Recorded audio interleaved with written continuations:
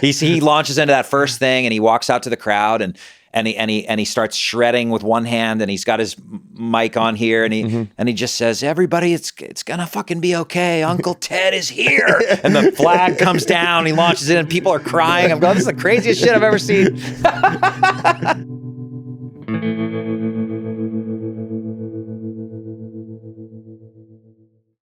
Welcome back to the Take It Outside podcast. I'm your host, Sam Mackey, and this is the podcast where we talk about all things outdoors and just getting outside in general, where the good things in life happens. Today on the show, we have Mark Mackay. Not my father, Mark Mackey, but Mark Mackay. That's my dad's name. He is a Nashville-based songwriter and guitarist, originally from California. He started playing the piano at 9 years old and later moved on to the guitar, and he's a hell of a guitarist and a hell of a musician. Mark, thanks for coming on, my friend. Man, I'm stoked. Thanks for having me. Absolutely. So, whereabouts in Northern California are you from? So I was born like just outside of San Francisco. Whereabouts? Sunnyvale. Okay, I grew up in Novato. Oh, classic. Yeah. My sister lives in Petaluma. Really? No I was shit. just My there for brother was Thanksgiving. a cop in Petaluma for a long time. How fun. I moved out there in the 4th grade. My dad was in the Coast Guard, and he was stationed in Alameda. And so instead of living like near Oakland or whatever, there was a old Air Force base, I believe it was, called Hamilton Airfield there in Novato. Okay. So I went to Novato High School and lived there till my junior year in high school. Man, that's so funny. You know, there was a ski shop. Before I was a musician, I used to work in the ski and snowboard industry. That's what I did when I was living in the Bay Area at the time. And there was a ski shop called Old Town Sports in Novato. And the sweetest guy. I've been there. Yeah. His name, he's the most wonderful guy. And I used to deal with him for business, but he's like one of those guys who stayed in touch and he comes out to my shows sometimes. And I feel like I've known the guy for 100 years. It's cool. Do you go back often? I go back as much as I can. I have like this, so I lived in San Francisco proper for a long part of my life. And so there's still a big part of it that feels like home. So I go back as much as I can. I mean, I see my family for the holidays, but it's kind of weird when you travel as much as I do. And I think anybody who's on as many flights can relate to this, but it's like whenever I'm in the vicinity, I find a way to get there. You know what I mean? And it's like I've got like a laundry list of my favorite sandwich I like to get, my favorite people I like to catch up with. And so, yeah, I go back as much as I can. What are your go-to restaurants in San Francisco? Or A16 in the Marina District is my favorite restaurant almost of all time. Right. Do you have any favorites out there?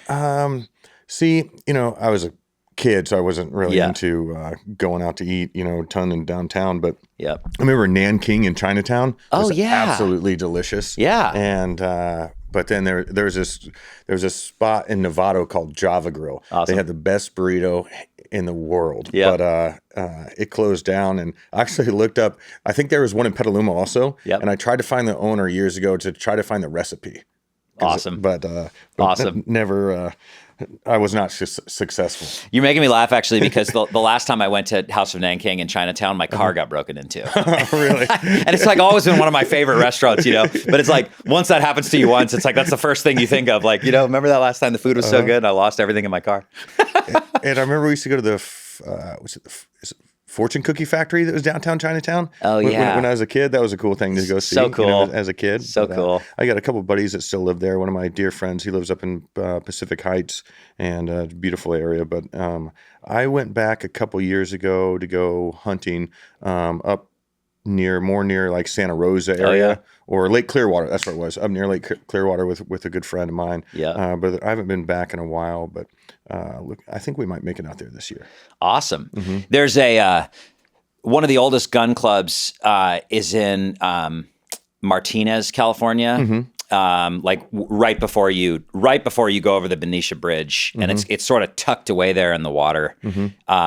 And we do a fundraiser for them every year. Cool. And a lot of the old Niners players and Giants players are all members there, and so that's something I really look forward to. I try to make like an entire Bay Area vacation out of that event. There you go. Yeah, that sounds good. You'll have to join us at that one. Yeah, I'd love to. Yeah. How'd you get into playing the piano? Well, what's funny is my parents, every time I do an interview and someone asks me this question, my parents get so offended with my answer that I finally told my mom the other day, I go, Mom, I don't do well with censorship. But anyway, I always say they made me take piano lessons, and there's no other way to tell that story, right? I mean, it was like in our house, it was like, you want to do anything, you want to go outside and play with your friends, play in the dirt, you want to go play baseball, you want to do anything, you are taking piano lessons. And I'm obviously super grateful for it. That's the point, but yeah, it was all classical stuff when I was a kid, and I I just have vivid memories of like posture and all this nonsense, And then one day I had this piano teacher who like kind of taught me how to improvise. And that was really where my love for music just like took off. Okay. When I was a little looser. Within the last 6 months, I've got this weird desire to learn how to play the piano. I think you should follow that desire. Really? Yeah. Should I start with a keyboard or like, yeah. I can't read music, I could play G, C, D, and E on the guitar. I'm not that musically inclined. Here's the one thing I'll say about piano without getting too technical about it. I feel like because you're visually looking at all the keys, you start to figure out like what sounds good together, right? I mean, guitar, you're kind of sitting there like, I think this finger goes here and this finger goes here. But like with piano, you're like, oh, like those two notes and that, they sound good, And it's sort of like the nucleus of everything music, So I think you should do it. Yeah. My dream's just to walk through an airport and see an open piano and start off classical, then go into Still Dre. Man, I was walking through a hotel the other day in Ohio. We were on tour, and I thought the people at the front desk knew that we were part of the band or whatever, but they had like this beautiful grand piano, and I sat down and like started playing the Forrest Gump theme or something, and I practically got thrown out of the place. People are so protective of their pianos everywhere. One of my dear friends from the Navy, he was homeschooled growing up. He's from Amarillo, Texas, and one of my best friends. And he always said he could play the piano, but I'd never seen him play the piano in real life. Yeah. And then, I don't know, maybe after knowing each other 10 years or more, we're at a wedding in downtown Washington, D.C. Yep. And there's a piano like that in the lobby of the hotel. And I mean, we're pretty full at this point. It's like 1 a.m. after the wedding party, right? And I'm like, Eric, go play some. He sits down there, he hits a couple keys, and then just bangs out Fairleys. Oh, epic. Yeah, epic. That's so fun. I know that's the other nice thing about pianos, right? Like guitars, if there's a guitar lying around, you never know if it's okay to play it. You never know if it's in tune. Yep. There's 100, you never know if it's worth something that's a fortune to somebody and you shouldn't be touching it, Pianos, they're kind of like if they're there in front of you and you know how to play them, So should I get a keyboard or a piano? Yeah, I mean, if you've got room in your house, you should get yourself a beautiful piano as a piece of furniture. But yeah, I mean, a keyboard's cool too, man. I mean, that's the other thing. So like when I was growing, I don't even know what these things are called, but like when I was growing up, they had these little Casio like toy keyboard things that just made all these weird sounds. When we were producing out my last song, Adam Schoenfeld, who's like arguably one of the best session players in the whole town. He's played on every Jason Aldean record in history. He's he's a tone master. We're trying to figure out how to play this part on a guitar on the song. And he's like, you know what, man, I have this old keyboard from like when I was 5 years old. And it's and he pulls it out, it's like this big, and we're holding it up to a microphone just like this, like making the sound for the record, you know? Shit. Yeah, it's wild. It's crazy. So creative. Yeah. This podcast was brought to you by Outsider. Check us out at www.outsider.com. Outsider is an outdoor lifestyle brand owned and operated by me, retired Navy SEAL Sam Mackey, and my dear friend and former NFL quarterback Jay Cutler. At Outsider, we encourage everyone to get outside and enjoy all that life has to offer. Head over to outsider.com to check out our unique patent-pending drinkware. Outsider's drinkware can be customized with your personal or business logo. Go to outsider.com, upload your logo, and we will send you visual proofs and great wholesale pricing. And don't forget, get outside and enjoy all that life has to offer. So you started playing the piano. You're forced by mom. Mom, I'm grateful for it, for the record. Yeah. And to play the piano. And when did you start? What age did you start switching to other instruments and really like taking music on with the idea of, hey, I could do this? Yeah. So it's wild, man. Like when I was I'm trying to think what grade you're in when you're 9 years old. Like you're in 4th grade. Right. So you're elementary school. Yeah. So at that point, it's just sort of you're doing your thing.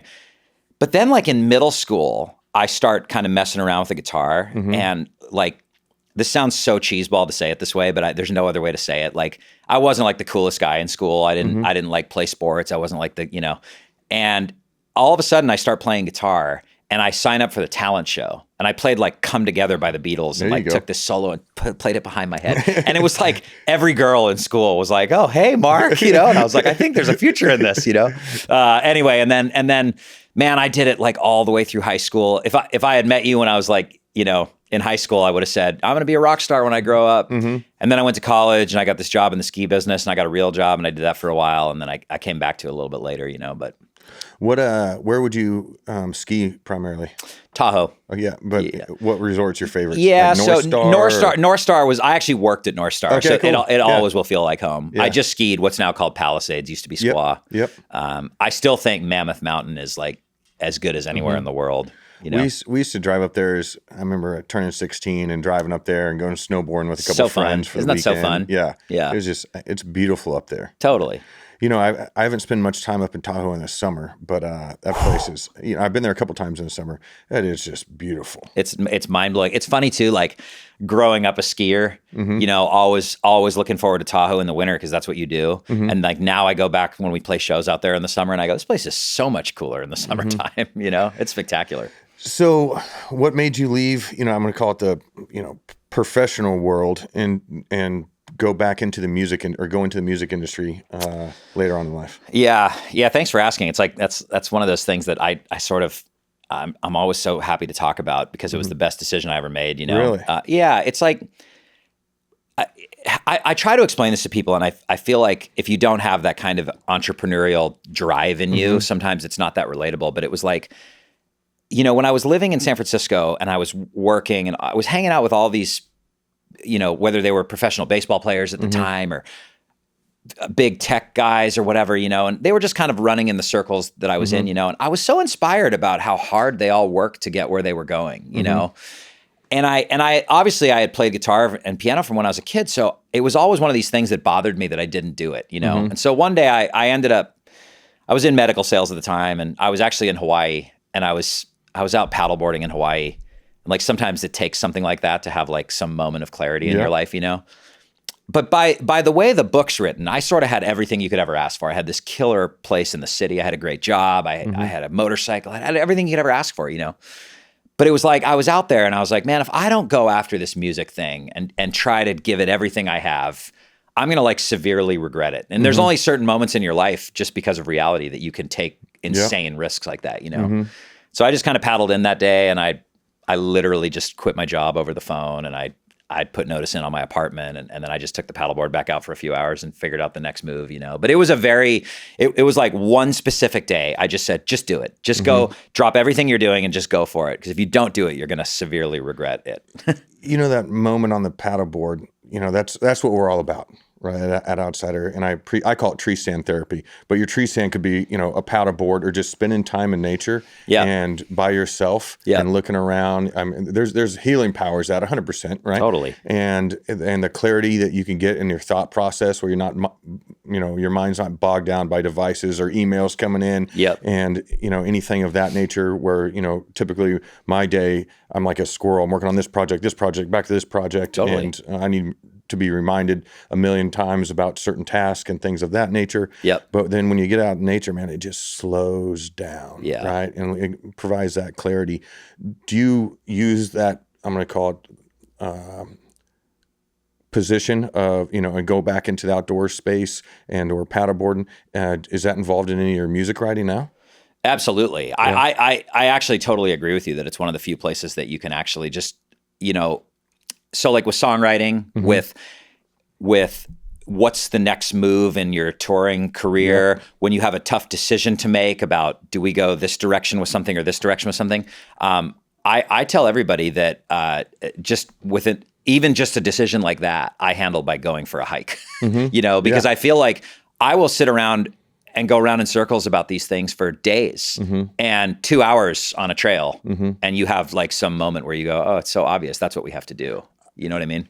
I do know what you mean. And, I try to do that as often as possible because what I found is if I'm in front of my computer or phone or anything like that while I'm working, my thought process can be influenced or skewed by what I'm looking at directly or where I want to go or, hey, other people have done this and it's working really well. Maybe I should go that route, but it's not necessarily, true to myself, right? Or authentic. So I do the exact same thing. And I've, we have quite a bit of songwriters and musicians on here, and it seems to be a very common theme. Like totally.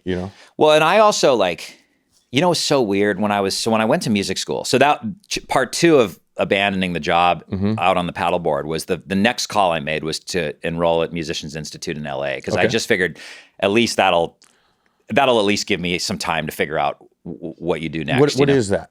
Musicians Institute is used to be called the Guitar Institute of Technology, I think, GIT. Mm-hmm. But they've been there forever. They're right in the middle of Hollywood, like on the Walk of Stars, whatever you call it, And it's where you go and get like a degree in actual guitar performance or independent artistry or whatever. But it's like, the way they would pitch it to you is that it's like real-time musicians that work here that can help get you into the business and help you network, It's one of those places that whatever you give them, they will give back to you. How long is that school? You can do a 4-year bachelor program there. No shit. Yeah. Okay. Yeah. Or you can do like what I do, which is like, I think a 2-year that I probably strung out a little longer guitar kind of thing, But dude, it was crazy. Like there would be a part of your schooling there is that you would have to go to these live workshops and you would just like get up and play. And then when you're done, the teachers would just rip you for everything. They'd rip you both on a technical level, but also on a stage presence level. Yeah. Well, I was a guitar student there. This is the wildest deal. There was a classic rock workshop that I used to go to. And one of the teachers there was a piano teacher. And this brings our whole piano conversation full circle. He had no piano students that quarter. So I used to just go there and basically he would just teach me the craziest shit. Really? Yeah, like and it was like one-on-one and it was unbelievable. And I had no idea, but he was Jackson Browne's piano player his entire career. And so like I'm basically getting private lessons every day from Jackson. That's where my love for piano came back into my life, So you can get like your associates or your bachelor's there. Because in my mind, when you first mentioned it, I thought of it almost as a trade school. Yes. Well, so what was funny was when I was thinking about making this move, I had told somebody that I was going to try to go to USC and go to music school. And that person had told me, hey man, that sounds great. And obviously getting an education at USC would be epic. But for the record, I think you're trying to get a gig. You're trying to go out and tour. I don't know that you need to be going back to history classes or whatever, and you should check out this Musicians Institute. So did it open quite a bit of doors for you? It's the whole reason I'm standing here today. Really? Yeah. I mean, it was like, there were days where people were like, you should go down and there's this jam night that happens and you should go tell this guy, Chad, that I sent you there. Well, I meet that guy, Chad, and he tells me about this guy named Jeffrey Steele. And Jeffrey Steele is one of the biggest songwriters in the world. And that night I learn about him and I dive into it. Well, fast forward a few years later, I meet Jeff Steele here in Nashville. And now he's like a co-writer on half my songs, It all started there. That's super cool. It's wild. What a decision, right? So you're working, in San Francisco, you have a great job and you go to, Hawaii for work, you're paddleboarding and you decide to leave, the professional world and embark on your own venture, right? What has been the most challenging part? It's funny, like, I feel like I didn't necessarily feel it, but because I enjoy what I do so much. But the early days of trying to get a music career off the ground is like, it's enough to kill I mean, it's insane. It's a mental game that's everywhere you go, there's a no to everything. Is that entrepreneurship as a whole though? Totally. Yeah. Totally. And I think like, I always tell people like, we went and played this show out in Cheyenne, Wyoming for the rodeo, Frontier Days. We played for like 14 nights in a dive bar. It was so grinding and it was so gnarly, but we had to do it because it was like a paycheck that got us to the next show. Yep. And it was like, we left that gig and we're driving across Highway 70 in the middle of Utah, Colorado, which I'm sure you know that road well. There isn't a lick of cell service out there. And here we are in this little van and the transmission falls out on the road and we're totally stranded. And, I go to, however we figured out, we get towed somewhere and I call, well, that check that was written to us from the other thing bounces. Now we have no money at all. We're calling everybody we know to try to figure out getting the next one. The van barely makes it. When we get to the next gig, when we get towed there, I don't even remember what happened, but when we finally get there, they had double booked us and that's canceled, and you're just like at that moment, any sane person would just go, enough's enough, dude. I'm going to, it was a fun try, but for some reason we just fought through all that stuff, but I think all of that as a whole is the hard part of it, Did your band members have the same mindset as you did? No, absolutely not. As a matter of fact, it's taken so much time to comb through people that want it that bad, because not everybody's like that. And is it a different want from, I'm going to say, people like guitarists, bass players, and drummers than, the front man? Are their desires the same? Like, hey, I want to be in this, awesome band, and tour, even though their like name isn't the one on the marquee necessarily? Yeah. I want to go on record and say you asked the best questions of any interview I've ever been on. That's a profound thing that nobody ever goes near, and it is true because if your goal is to be a guitarist in a band, for the most part, you're taught to kind of watch out for yourself. You're thinking on a relatively short-term basis, right? Like, I'm being offered this gig. What does it pay? What is it? And then so everything is based on this kind of like right here, right now. So you're 1099 hired gun. Totally. Yep, and so and I'm sure a lot of those guys get screwed by people. So you know, they're inherently they're kind of watching out for their own. But again, it's a short-term mindset. You know, when you're the guy who's trying to build the name and the career, and you know, you're not thinking about short-term stuff at all. Almost everything you do short-term in the beginning loses you money. Yep. Because it's all about what that is. And I think that's the lesson in if I had to guess, in almost all entrepreneurial type stuff, is that if you don't know what that end goal is, if you can't say confidently what it is you're trying to get to, it's hard to make those short-term decisions, you know? But I do think that the people, crew members, band members, whatever, I think that's a totally different thinking. And as a band leader and as the guy running the show, you have to think so consciously about that. Well, hey, what's in it for me is very different than what's in it for other people. You know what I mean? But, yeah, I do. And, you know, I think that's just the story of business, right? And starting any brand and pushing it and, you know, getting the buy-in from employees that that you need, because otherwise you're, you know, I started an organization called The Ruck based off this premise. Being a CEO is the loneliest damn thing I've ever done in my life. Yeah. Right. And because you're in charge of your brand, you know, your mission, and, you know, setting your goals and achieving those goals. And no one really is going to give a shit like you give a shit. So in my, you know, feeble little mind, I just equated that to being, you know, the front guy in a band, or the lead singer, or what have you, and then having bandmates as well. It's so and true. If you have their buy-in and they are passionate as you, I believe you can go a lot further, a lot quicker. Yeah. I used to have that thought like very early on that like, I wonder if there's a way that while money's hard and a lot of this is, you know, it's kind of funny. It's like everything in business I feel like you do that is a good look for your brand. I mean, unless you're really big, I feel like all that stuff never actually makes you any money. All that stuff is like moments that are helping you build as it goes along the way. I know like in music, there's a lot of things we do. There are shows that we play that are strictly for a paycheck that I hope no one ever finds out that we do. You know what I mean? Which we don't, luckily we don't do a lot of that anymore. But back in the day, it's like you get hired to play somebody's birthday party. Most of the time it paid 5 times as much money as what it got paid when we went out and played with REO Speedwagon in front of 6,000 people. But one of them is majorly helping your career move. And the other one is like, it's like helping your career move in a different way, you know, but there's so many decisions you have to make on that stuff. And I just don't think that's always the mindset of the other people that are involved, but they matter. Without them, you're nothing. So you have to figure out how it all works. Do any bands make, you know, say incorporate their own band and give the guitarists and the other band members like equity in the business? I'm sure. I do know that some do, and I don't know how common it is. You know, I will say that I would imagine at the very, very big level, I'm sure there's a lot of that going on. You know, I think that what's rough is like just knowing my personality, because I thought about that many times, right? But I feel like had I done that, I'd have 100 people that are all kind of cut in some way. You know what I mean? And so you have to, it's a tough one, but it's a great idea. And I feel like the more you have people that are of the similar mindset and are on board and they have a little skin in the game. Yeah. You know, I've thought about this a lot because we talked to a lot of musicians, and, you know, musicians, they're just entrepreneurs like myself. Right. And the ones who are successful are the ones who make it through the grind. Right. And from what I've noticed from an outsider's position, right, looking in at the whole thing. And I've also often thought, like, wonder if people would be interested, you know, in a structure like this. Hey, you know, here I am. I want to be a is it a private musician where you're not with a label? Independent, independent musician.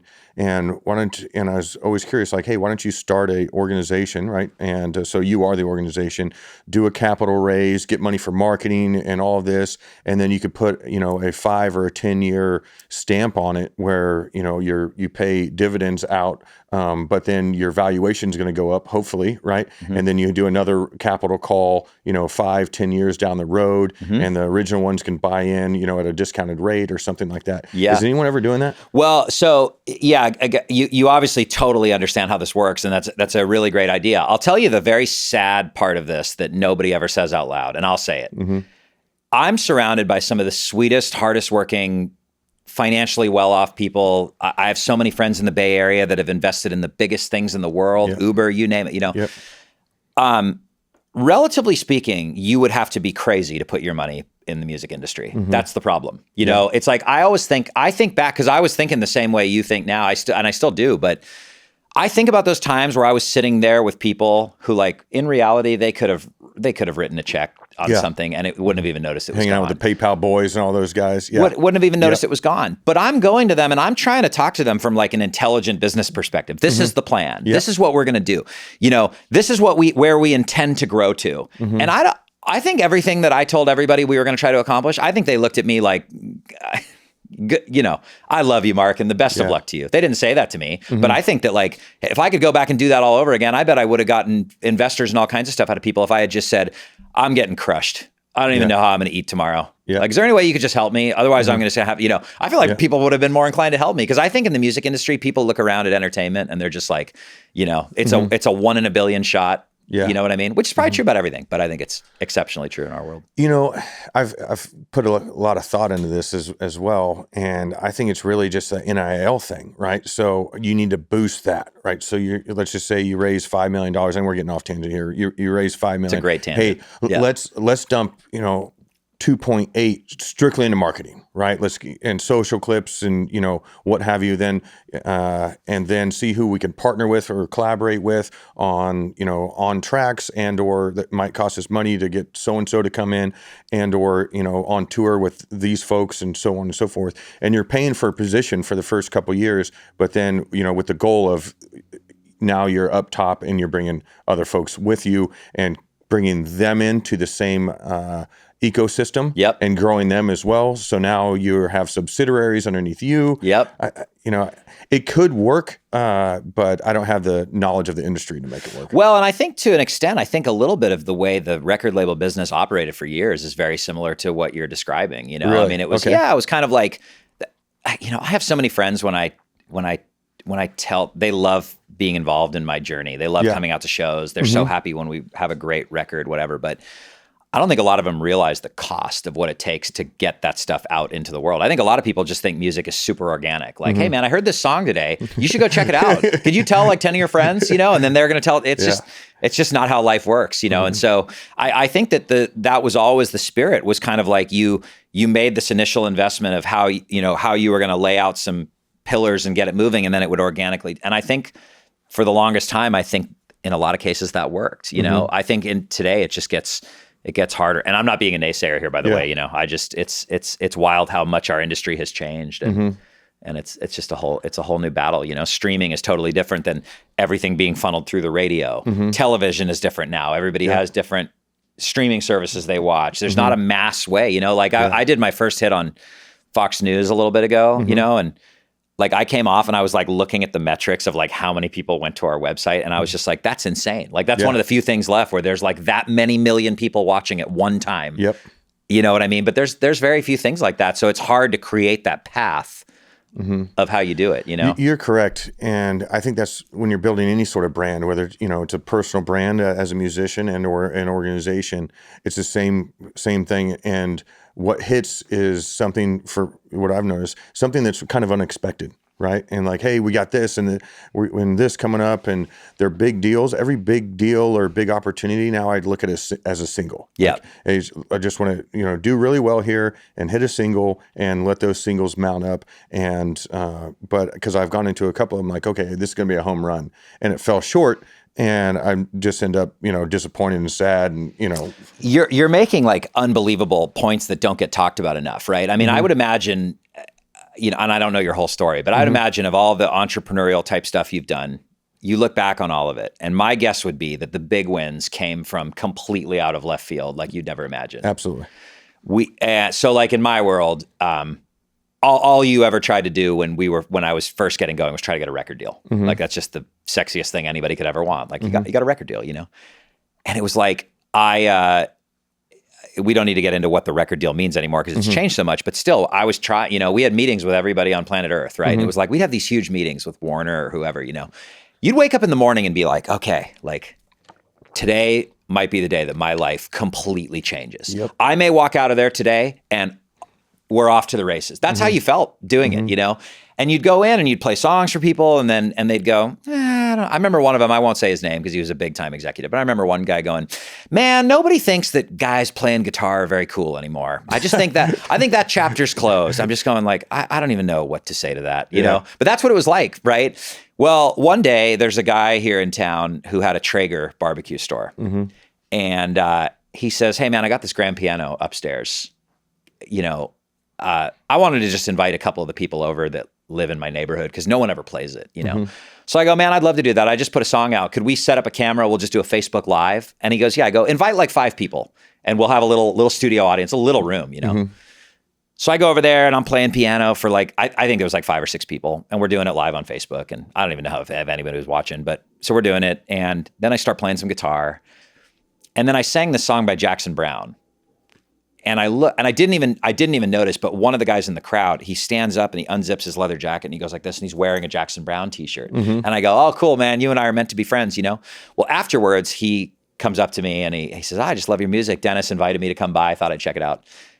And so we hit it off. We went to dinner like a couple weeks later. And he said, how can I help you?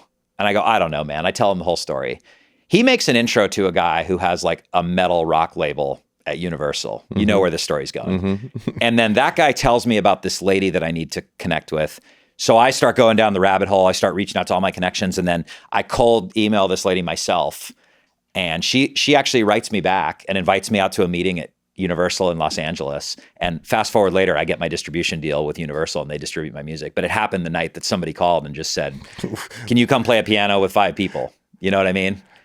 I was probably wearing like a t-shirt and I was just like, it's not like I was trying to be, I wasn't trying to project anything, but I look back on it and it's never, this stuff never happens with the most obvious places. I couldn't agree more. Yeah. Could not agree more.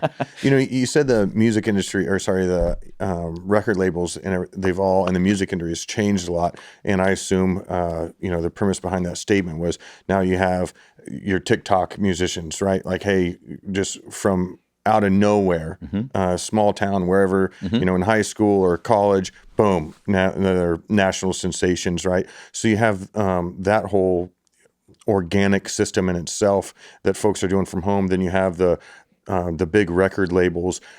Those two have obviously came together, but I'm not too sure if that's what you're alluding to. So I would say, what is the major change you have seen, and how has social media influenced those changes? The easiest way to sum that up is that the major record labels, and when I say major, I anybody can start a record label, right? I mean, you could go have some money and just say, we're calling it, whatever, Outsider Records, and we're going to develop artists, and that's fine.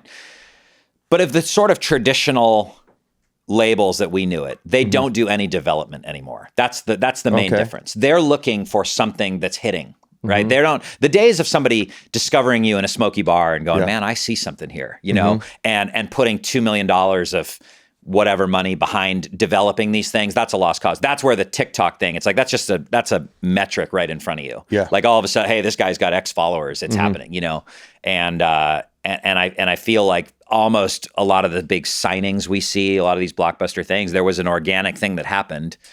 Organic could mean a lot of things, but that's what it takes these days for the label to get on. I feel like when I was a kid, you had this vision of like record executives coming out to your showcase, and I've done a bunch of those. I just feel like I was right at that cusp where it changed a little bit, and then COVID obviously changed everything. But yeah, that's the difference in the business today. I think a lot of the things that the label can do for you, you can actually do yourself.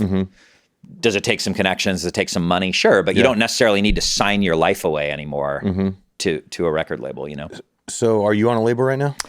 So I have what's called a distribution deal through Universal. Okay. And I love it. I love them. They have a great promo staff out in the Los Angeles office that works with me on every song and does it. But I didn't,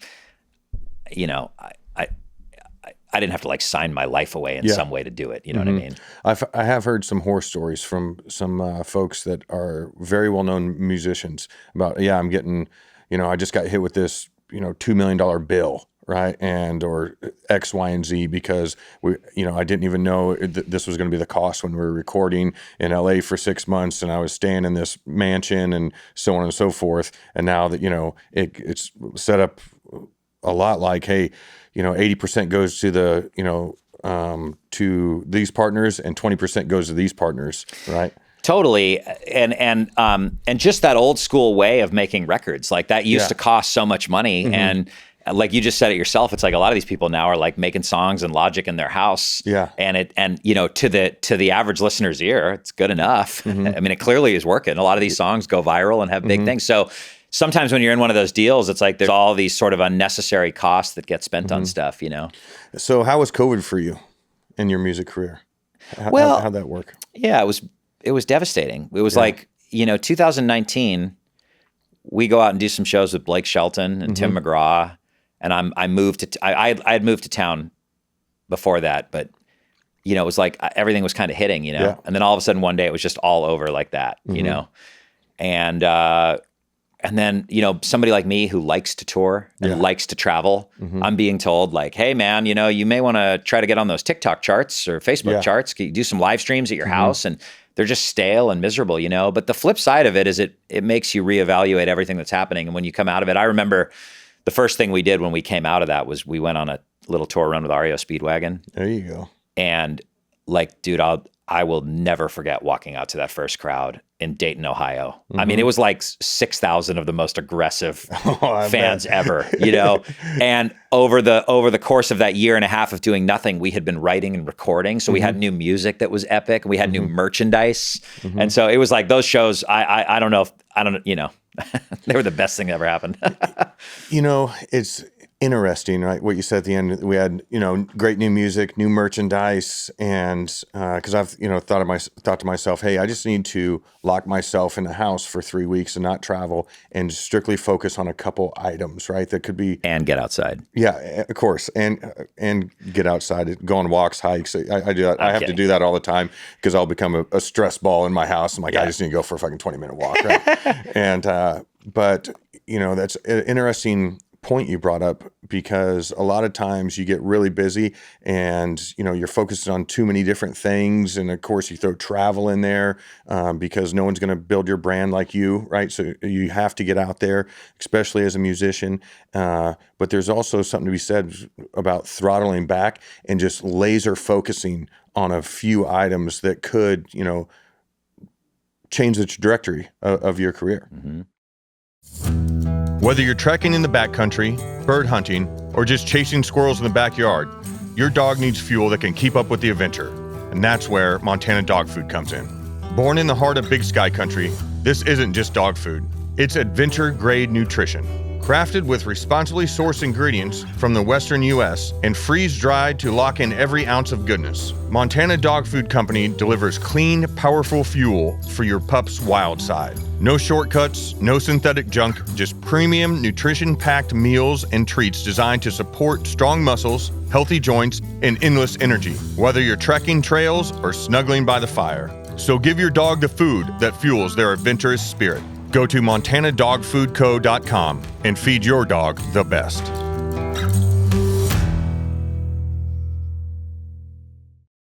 When COVID started, I had never run any like recording software myself. I didn't even know how to do that. Obviously I'm watching, taking mental notes as we do it, but it was like everything I needed done, we would go to a studio and we would have to set up the studio time and hire the players. And all of a sudden COVID hits, and I remember the day things started closing because I was in total denial this was happening, right? Like you should see my first email in COVID. Like some guy, we had a show in Vegas for like a week. Both, dude. Yeah, like I was like, yeah, come on, And we had this show in Vegas, and it was like we used to do this residency for like 5 nights in Vegas, and it used to pay pretty well. So I always loved it because it would give some funding to other things, And like he sends me this message and he's like, hey, Mark, we're canceling next week. And I go, you can't just do that to me, dude. I've already bought flights. And I sometimes go back and read this email because I laugh at myself, And he writes back and I go, can you move it to like this date or this date? And he goes, we're going to wait to see what happens with this whole virus thing. And I write back, I go, are you guys give me a break. We have a contract. We have this,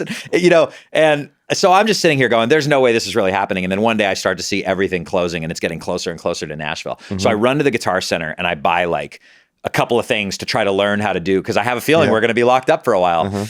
And what ended up happening was I started writing songs with my friends over Zoom. And then they were the most exciting nights of my life. I would sit there and I would figure out how to record the demos myself. And now I'm like pretty proficient with that stuff. There is absolutely no chance, if COVID didn't happen, that I would have ever taken the time to learn how to be a little studio engineer and get things done and rebuild our whole live show. I would have had to pay somebody for all that, I just ended up doing a bunch of things around the house, but hindsight, looking back, I wish I would have picked something like, whether it be the piano or some new skill set or something of that nature, right, and really dumped a bunch of time into it. But I never thought it was going to happen. I never thought it was going to go to where it went. And, I was in the Navy at the time. I was still in the SEAL teams, and, we got told, hey, don't show up to work. And we're like, okay, well, that means like don't go in the platoon hut, really. So everyone still showed up to work because we got this trip coming up. So guys are prepping gear, guys still trying to go shoot, go to the kill house, all sorts of stuff. And then, an email comes across like, hey, you really can't be in the building. And of course, no one listens, right? So everyone's still going to work. And then we had a big meeting. They put us all in one room, which you weren't supposed to do. And they pretty much said, hey, listen, ass hats, like, you're going to be in trouble if you come back to work. Like, we're not allowed to have you at work. So, when you're in a job where you really can't do your work alone, you can work on, individual skills, and just tell everyone to go home for till the, for the foreseeable future. We tried to do things over the internet, and you guys could take some language schools and shit like that. But, it was always one of those things where, well, we'll probably be going back to work next week. Oh, we'll probably be going back to work next week, right? So, yeah, and a little tangent there, but it was a very interesting time. Yeah, so, it got more profound as the time went on. So you like to travel, and you like being on the road. What's some of your favorite places to travel, and some of your favorite venues? Well, the best venue we've ever played, and I don't know that anything will ever top it, was we played Red Rocks in Colorado. You're not the first person to say that. Yeah, it's crazy, man. Like, I remember when we played, we were on this, the first sort of bigger-ish tour we ever went on was with Ted Nugent, and we played the Ryman with him. All right. And it was amazing. I mean, being here, but even then it was like, I don't want to use the word predictable, because it is totally the most unbelievable thing ever. But it was like, you finish the show there at the Ryman, you're looking up at the stained glass, big crowd. You walk out of there just like inspired for what's next. Yeah. Like, I can't wait for what's going to happen next. Red Rocks, you walk out of and you go, we'll never top that. Really? It's that special, Is it the atmosphere? Is it what makes it so special? I've never been. Yeah. Oh man, you got to go. It's crazy. Part of it is just the naturalness of it, the realness of it, the acoustics, the energy of the concert goer that goes there. I always tell it, I'm sure every musician who's sat in this seat could tell you that, like, playing to a crowd in Indiana versus playing to a crowd in Laguna Beach versus, you can walk out there and instantly know what you're tasked with tonight. But the people that go to Red Rocks, they're going there because they just like love concerts. They love music. A lot of them have traveled for a long way to see their favorite band, Is Red Rocks kind of like the Ryman, where the venue itself brings people in just as much as the artist? Yeah, because it's the craziest deal how I played it. I played it with a magic act. He was a magician. Oh, really? And Red Rock, it was this night that was put together called Magic on the Rocks.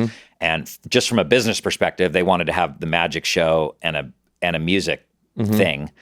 But if you put a massive music act there, no one's going to care about the magic show. And if you put a massive magician, no one's going to care. So we just right place, right time. A friend made an intro, and we were able to get on this show. Amazing magician too, Scotty Weiss. He was incredible. But I love magic. Yeah, I really do. Totally. And it was such a cool thing for the night. But you look at it, it was like the two of us put 8,000 people in that place or whatever. That's what amazing. I mean? So it's just a cool place to go to an event. I haven't been to the Ryman yet, but I'm going, I think maybe next week or the week after. My wife bought me tickets to go see Clint Black. Epic. Yeah. So epic. Super stoked about that. Ryman's cool because it kind of, it feels like a big venue, but it feels super intimate at the same time. Yeah, I'm excited for it. Oh yeah, for sure. Yeah, so songwriting. Yeah. Where do you like? Of course, I know there's the technical aspect of it where you get a couple of the writers in the room and you have an idea that you work on, right? And you develop, is that where you bring the idea to, or is the idea made in that room?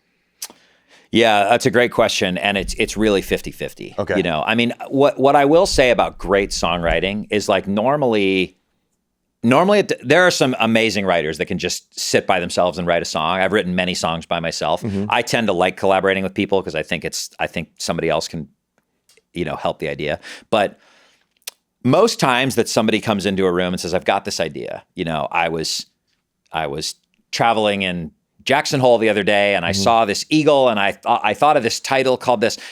Most of the time, you know, everybody digests that for a second and that spurs something that then spits off into something that everybody sort of unanimously agrees on. It's not usually like the very first thing you say. It's normally that, you know, or somebody starts playing something, you know, and that spurs like, oh, that kind of feels like this. You know what? I think I got a title that would be, you know. So it's really whatever comes around that day.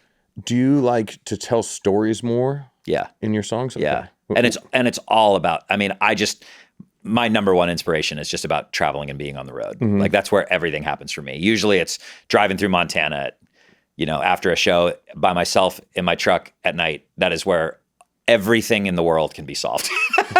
You know what I mean? I could see that. Yeah. Yeah. Yeah. What do you think is the greatest song ever written was?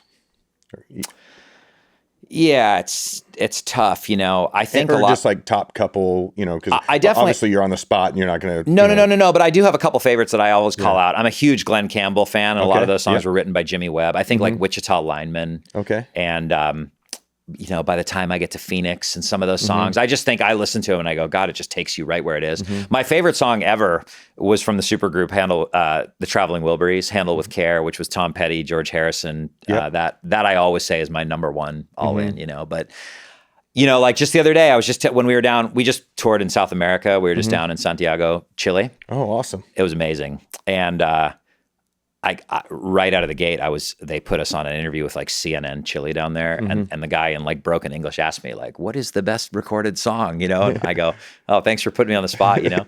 But I always say that like that recording of Bonnie Raitt singing "I Can't Make You Love Me," you know, I listen to that. I know I'm all over the map here with my answers, but like I listen to that and I just like that's everything a producer ever wants to capture in a song, like the raw emotion, you know. So there's a lot of them. So when you write with other songwriters, and they know everyone knows it's going to be your song, do they write to like your voice and your personality a little too? Totally. And that's what a good writer will do, you know, like they'll be able to skew something. It's funny because like I bring up Jeff Steele, who I just think is one of the best to ever do it. And he sends me demos of stuff that isn't always for me. Like sometimes he just says, hey, I just wrote this, check it out, you know. But, you know, I listen to those demos and I can tell exactly who he's trying to skew those for. You know what I mean? Like he is producing out that demo to pitch it to whoever it is, Keith Urban or Stapleton or whatever. And he's trying to get it as close so that their publishers and their people and whatever can hear it. And you know, one of my good buddies, Ryan Waters, he's a country music artist, and he has a deep voice and very talented musician. But I was just sitting on the couch the other night and had this thought, and one of my favorite songs is Long Black Veil. And I'm like, Ryan, I think you should write a murder ballad like Long Black Veil, with nice and slow with your deep voice, you know, and but that was the premise of that question. Well, I feel like for me too, like being a California guy, that when I pick up a guitar, like everybody knows Tom Petty's like my number one by a landslide. But it's weird, man. I kind of have a little bit of his nasalness in my voice. So I probably can sing that stuff, you know, decently natural. But more importantly, when I pick up a guitar and start strumming, I just instinctively kind of do like what he would do. And it's because I grew up on all that Southern California rock and roll, you know, the Eagles and Jackson Browne and all that stuff, you know. But so a lot of the guys and a lot of people that write with me, you know, you'll just hear it right out of the gate, like, man, we got to do kind of like a Petty thing, you know, like, and I'm obviously all in, you know, but it's, people do start to figure out kind of what your thing is, you know? Yeah. When I was listening to you, I thought of Tom Petty and Bob Dylan. Oh, good. Yeah. So he nailed it, or you nailed it. Yep. Well, and it's funny too, like Dylan, you know, like he some of his songs, like it's almost just like a person just like reading poems out loud, and that's all I've ever known. So it was funny. Like when I first came to Nashville, where people are writing much more like to a formula. Yeah. I was like, oh wow, like my Bob Dylan kind of just spouting nonsense thing doesn't work as well in this formula.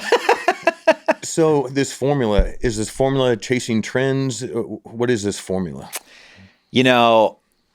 Yeah, you could answer it positively and you could answer it negatively. Yeah. The positive side is that Nashville's the best songwriting in the world. And a lot of times we hear these very simple songs on the radio, these number one hits, and they sound so simple, but they're really not. It takes unbelievable genius levels to phrase everything so perfectly, make the whole song cohesive. But then with that, the negative side of it is it starts to feel a little in a box, and I know, like, I will say, like, there's a few writers who I only wrote one song with that are historically great hit songwriters. We just didn't jive, and none of it was personal. It was just like, man, I want a guitar solo and everything. Like, the joke on Music Row for the longest time was like, when someone's listening to a demo, the minute they hear the guitar solo, they know the song's over, and it's like, for me, I'm like, that's like when it's getting good, What's your favorite song out right now? What's crazy? I'm like a humongous Ella Langley fan. Dude, I was about to say Tues in Texas also. Yeah. Dude, that song is... She's spectacular. Oh, yeah. And you know what I love even more than listening to her sing it is listening to folks... What's it called? Cover it. Yeah. And I watched some rapper. I have no clue who it was. Yeah. I watched some rapper cover it the other day, and it was impressive. He can sing really well. We were doing like a little intimate show in Park City, and somebody was like, I forget how we got on the subject, but I ended up doing like, I don't even remember what key I did it in. I did like this acoustic version of It Weren't for the Wind. But I just feel like she's like, to me, and I don't know her at all. I do know her manager. And so I've watched her career turn into what it is, but I think she's like the definition of like when an authentic artist who's just got that X factor and she's got the right songs, and it just hits. I agree. Yep. Yeah. Yep. What growing up, what'd your parents listen to? Yeah, a lot of classic rock and a lot of classic country. Okay. Yeah, like we had this. My dad had this cassette tape that he used to play on our family vacations, and it was like Willie Nelson and Glenn Campbell and all that stuff that I love. But a lot of classic rock and a lot of blues. Like, it's funny. My dad grew up in England, like the way north of England, and Mark Knopfler was kind of big there. And so Dire Straits is like a big thing to him. So it was like, I've been sitting there trying to learn that Sultans of Swing guitar solo perfectly since I was, 9 years old. Yeah, I grew up, a lot of Eagles, Eric Clapton, Metallica, and then just country music, like older country. Yeah, which is killer. But you mentioned Ted Nugent earlier. One of my earliest memories of music is in our car. My mom had a Ted Nugent tape, and I think it could have been a single, or was the album called Great White Buffalo? Yeah, album. Okay. Yeah. Okay. So it was that album. Yeah. And we'd always listen to the song Great White Buffalo. So fun. And so how was playing with Ted? He's spectacular. He's there's only one Ted Nugent. Yeah, he's wide open. There will only be one Ted Nugent, My guitar player, Jeff, who actually was also my guitar teacher when I was in music school. Oh, really? But he's from the Upper Peninsula in Michigan, and he just, like, Ted Nugent's his number one. So this was a really great thing to go out and see and let, and have Jeff there as well. But there was one night where, like, I was talking to Ted, and I had just met him, like, for the first time, and he just asked me, have you seen the show yet? And I go, no, man, we're always, hitting the road to drive to the next one. So I never get to see it. And he goes, well, but I go, tonight's drive is short. And he goes, well, tonight you got to come watch. So they set us up to, watch from the side of the stage or whatever. And it's like, he walks out there and, I mean, his guitar tone is as good as anyone who's ever done, probably the best actually.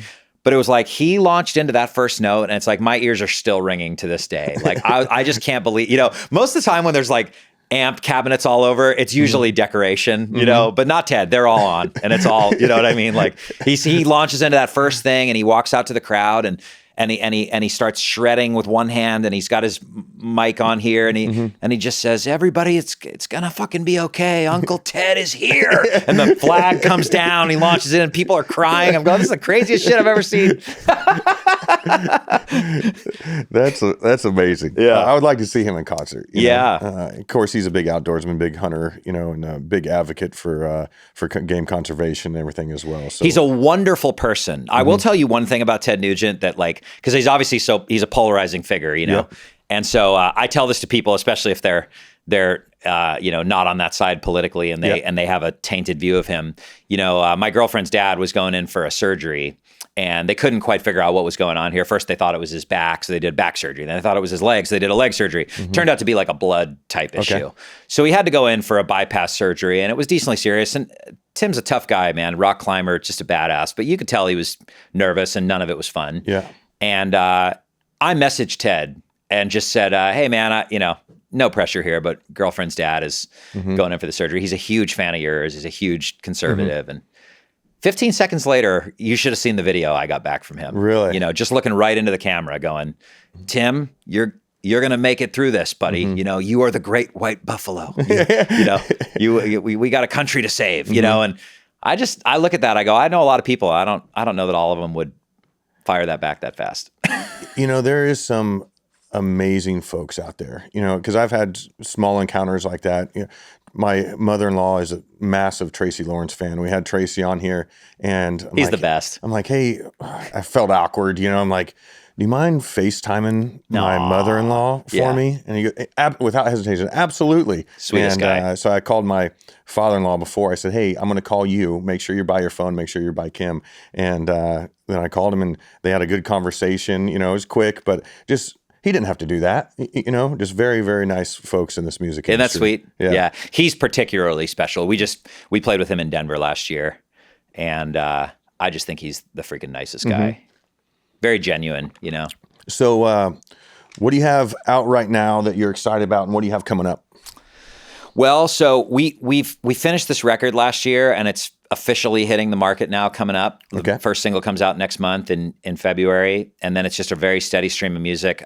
We have a massive single that we've been very excited about. That is, every year I play for the homeless in downtown Los Angeles on Easter. They close off Skid Row and they serve this brunch, and we play it. And so that single is called I Am Love. And, I'm just hoping that maybe it can be a song that brings some people together for once, but it's going to be all timed around that. I hope it is, man. I think, as a country and as people, we're too, divisive right now anyway. And it makes, zero sense to me. Everyone has similar, a similar thought process, just a different methodology of making it come to fruition, right? Yeah. And I think if people just look at it that way, because no one wants our country to be worse or wants anything of that nature, right?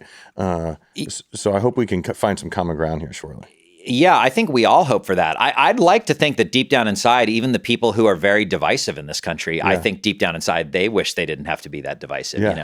We're in a strange time of all of this, and I think trying to do things to bring people together is a bit of a lost art these days, and I think, we were talking earlier about social media and just the nature of the business these days. I feel like we've created this culture where it's like so many of these figures or better yet, I guess what I could say is like people who used to have like regular news shows that now have YouTube channels and their own following,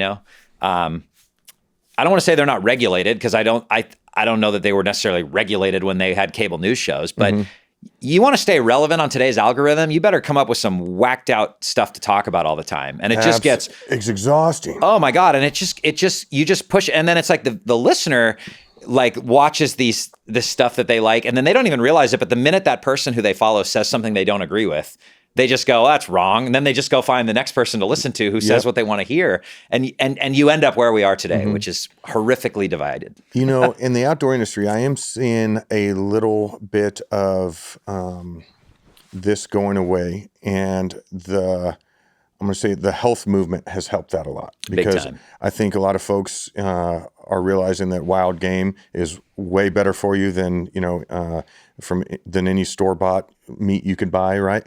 And my wife, she went to, she goes, I'm going to call it a holistic doctor. I don't know this person's medical qualifications, right? But I assume it's an MD. And they recommended, she has low iron. They're like, hey, the best meat you can eat is milk if you have, access to it. And she's like, funny you mentioned that. My husband shot one last week.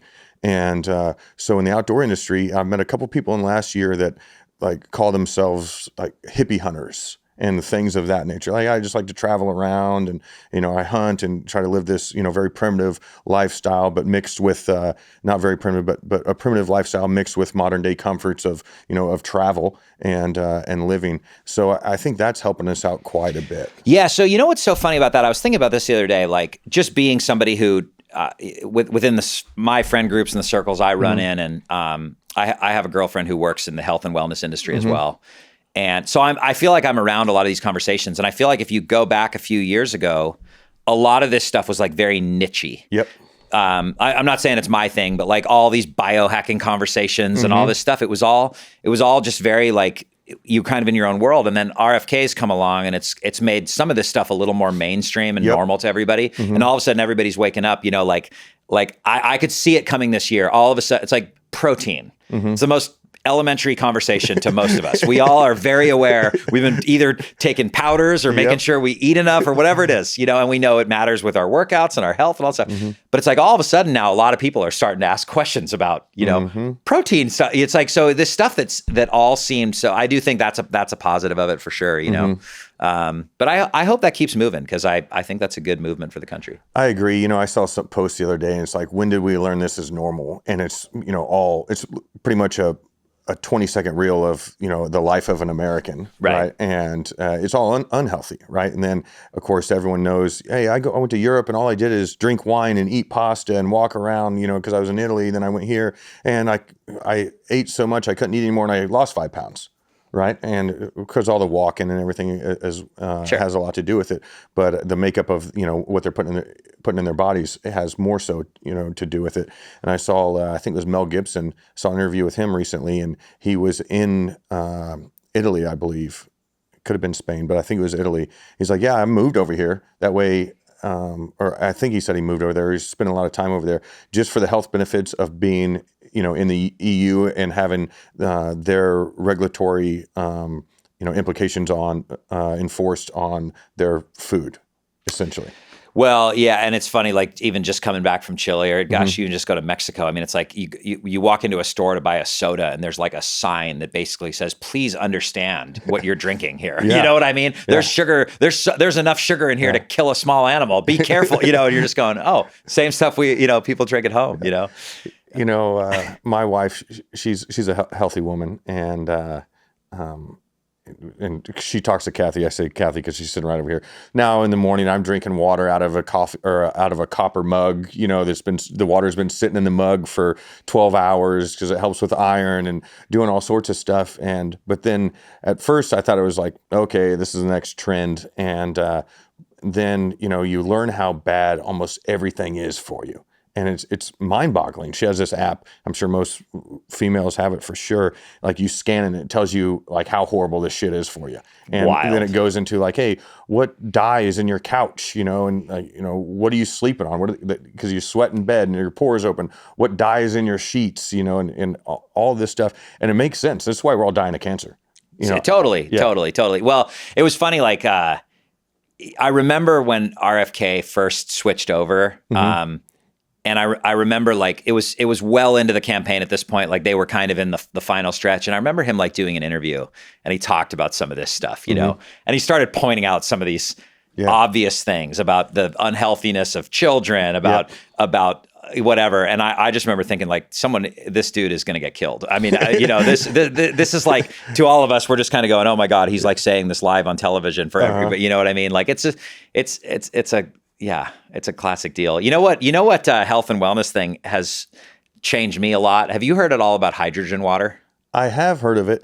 I think I've drank it a couple times in those, little hydrogen water bottles. Yeah. So I live by this thing, and it's really? Like, it trips me out. It's again just one of those weird things that if you didn't go down the rabbit hole, you probably wouldn't find out. But one day I find out about this bottle one day, and basically I got to know the doctor who started the company, and whatever. He had a wife that was sick, and he was trying to come up with solutions for her. But he was ultimately explaining to me that like in your gut, you need a healthy gut to produce hydrogen to make your entire body work, and everybody's gut is relatively not perfect and needs help. And so anyway, you pour water in this thing and you turn it on and you drink it. And for me, it's different for everybody, but like for me, it's like the most life-saving thing I do. I live on this stuff. So you drink it all day? All day. Really? Yeah. And it's like, there are days where like I will be driving and I'll feel kind of like, something's off or whatever. One day I was driving the other day to Johnson City for a show and I just kind of had this weird chest pain or whatever. I was drinking water, and then all of a sudden I have one glass of that stuff and it's like, I go back to like 100%. I trip out on it. How many glasses do you drink a day? As much as like, I mean, I would imagine probably 8 or 10. What's the brand of the water bottle you have? Echo Water is the bottle. Water? It's called the Echo I'm Flask. gonna do it. Dude, like, it was so funny. We just go down to Chile, which is 4 hours that direction. Then I had to fly back to California, and that's 3 hours back. So that's 7 hours. Now I'm here, and everybody around me is so whacked out with time zones and all this stuff. And I'm just like, I swear it has something to do with it. And that's what's been getting me. I feel like in the last 6 months, I used to, we'd be drinking beer or whatever, and friends would be like, I'm getting old. I need to shut it down. It's 11:30. I'm going to feel like shit for a couple of days. Yep. And that is just now hitting me, and like I went to Vegas, or I got back from Vegas yesterday. I was there 18 hours, and I travel a shit ton as well. And it's getting harder for me to catch up, and it's affecting me more. So anything I can do to mitigate that, I'm going to try this Echo hydrogen water. It's epic. Yeah, we'll have to make sure we get you a bottle. I love those guys. Yeah, I trip out on it. It's and I feel like I have a couple friends that have them, and the studies are obvious for like long term, whatever. I feel like I'm one of the people that notices it very, very instantly. Really? I wonder why that is. That's interesting. I would guess that maybe I don't have a very healthy gut, maybe. And, you know what I mean? Too much Celsius drinks working out every morning. For sure. But no, it's pretty amazing. Where are you touring coming up in this next year, when your new album drops, and what are you most excited about? What location-wise? Well, we have some dates where we're going out to support a couple of artists. We have some shows with Gary Allen this year, who we love touring with him. I have a couple of shows with Joe Nichols, who's a good buddy, and I think I'm on some shows with Uncle Cracker, who I love too. All right, yep, cool. Every show with him is such a party. Oh yeah, So I love Matt. So that'll be cool. And then we're gonna definitely go out and headline a bunch of stuff in the spring and the summer. I'm just excited to bring this music to people. Yeah. I feel like we're kind of starting, I like to think that I'm not too much of a dreamer about this stuff. I like to be a realist, but I feel like we're kind of hitting a bit of a stride here. We had a couple of big things happen last year. And, but as far as locations, man, I mean, I personally love playing in the Midwest the most. I think like Indiana's been really good to us. Really? Yeah. Illinois has been really good to us. Kentucky, all that stuff. I just feel like people just like love music and love what we do. And also I mentioned that we were in Santiago, Chile. We got booked for a festival down in Argentina or something. Oh, really? So I'm psyched to keep developing that too. I looked at going to Argentina. It was during COVID to go on a red stag hunt. And I'd like to do that in the next, 12, 24 months as well. I've always wanted to go down there. Been to Uruguay, but haven't been to Argentina. Yeah. Have you been there yet? I have. So I backpacked through Patagonia. Oh, really? Yeah, but I can't remember whether we ever actually, because down there at the south part, you can cross into both. I can't remember if we were mostly in Chile the whole time or if we ever went in there. But anyway, we're going to go back to our festival. You should come hang out with me. That's what I was thinking. That'd be awesome. Yeah. It's going to be in the fall. And you mentioned that you did a couple USO tours or not USO, but you played for some troops. Yeah, we played for the troops down in Camp Pendleton. Okay, cool. Yeah. That was actually one of the first gigs I ever did. It was awesome. Yeah. What year was that? 2000 and probably 15, 14. Okay, cool. Yeah. What was funny? It was like at the time, I didn't have like a ton of friends around me that were in the service. Like my family wasn't, or what, now I feel like everybody around me was, but at the time I didn't realize this. The 4 band members, which weren't even really band members at the time, they wanted me to come play. So I grabbed like 4 guys in music school. Yeah. Well, all of them were in the service. 1 was Army, 2 were Marines, and their family like lives all over the world, and like all of them flew in for that show. That's and super I remember cool. being so confused by like, did you fly all the way here for this? And like my drummer at the time was like, I don't think you understand how cool this is for us to come back and give back. I've seen some awesome concerts on bass before. I bet. You know, I've seen.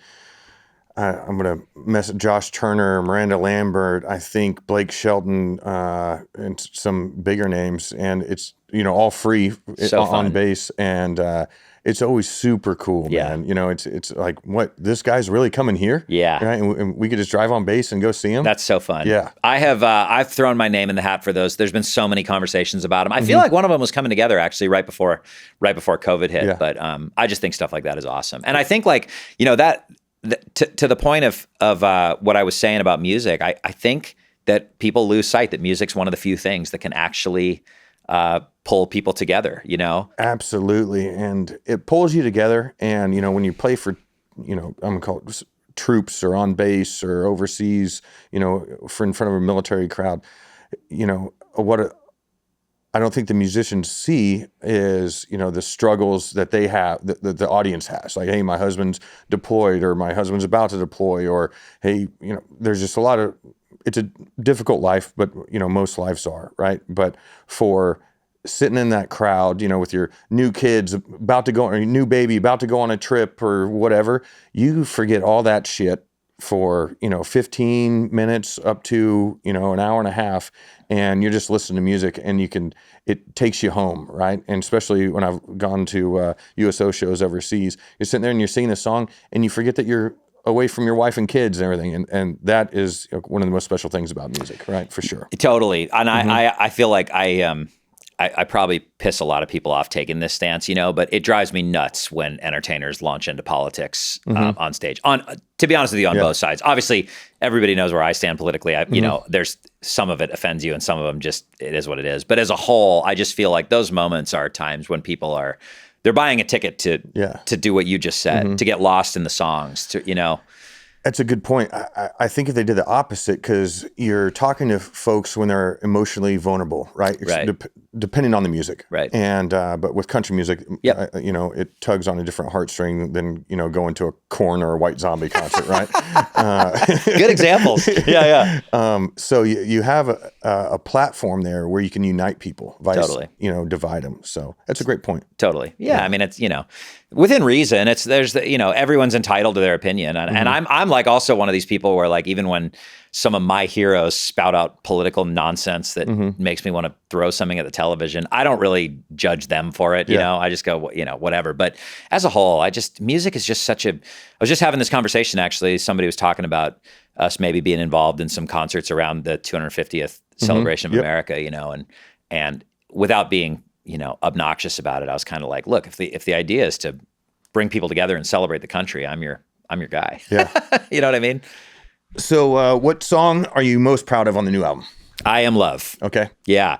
It's a no-brainer. It kind of sounds like you remember that U2 tune, Where the Streets Have No Name? Yeah. It's got these big delay guitars, and it's just it talks about love in a different context. It could be, you could look at it from a faith angle. The chorus, it's not just a sort of, I guess, it's not just like a typical love song singing about love, and I feel like it's just one of those kind of rock anthems that can pull people together. So I'm psyched about it. You feel it when you play it live too, because we've been playing it out on the road the past couple of years or whatever. And like, you can always tell when a song reaches people in a different way, like I'll be at the merch table or something after, and someone will come up and go, "Oh my God, that new song," and they'll have a story of how it relates to something they were thinking about. So should be fun. Well, awesome, man. So where can people find you and listen to your music?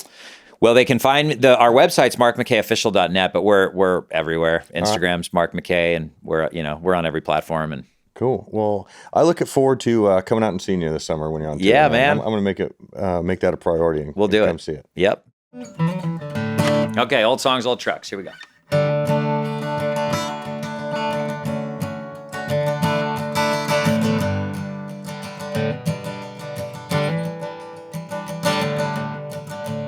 Almost heaven, West Virginia, crackling through that AM station. That's all it takes. An S10 Chevy, a sky blue pickup, rolling down some blue sky highway, where I keep those yesterdays tucked away. Next thing I know, I'm reminiscing Nothing gets my rewind spinning like these old songs and old trucks. They got a way of sneaking up down roads long forgotten, big houses we grew up in, memories that we got lost in. Felt that first taste of loving. When I go back in old songs and old trucks, man.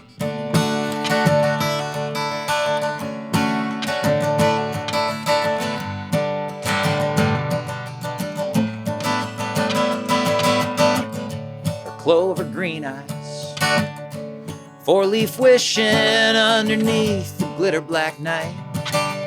Just around the bend, turn it up and sing along. Rev it up and take me back to all that's gone. There's something about these old songs and old trucks. They got a way of sneaking up down roads long forgotten, big houses we grew up in, memories that we got lost in. Felt that first taste of loving. When I go back in old songs and old trucks, man.